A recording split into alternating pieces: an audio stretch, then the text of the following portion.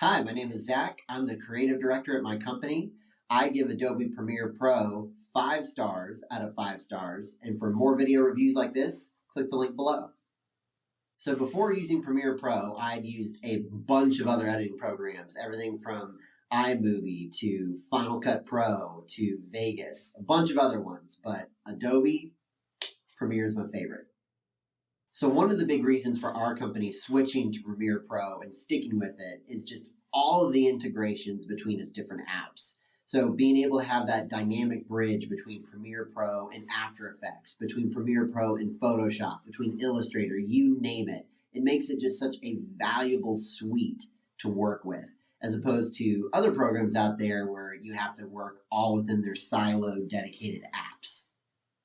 Onboarding our team was fairly easy since we were coming from a bunch of other editing programs that have similar layouts, especially if you come from Final Cut, you'll not be completely disfamiliar with the way things are laid out. Plus, given that Adobe has its own language for different icons and what to expect with hotkeys and shortcuts, even if you've used things like Photoshop or Lightroom, learning how to use Premiere is super easy, barely an inconvenience. If you are in any sort of media creation, I cannot recommend Premiere Pro enough.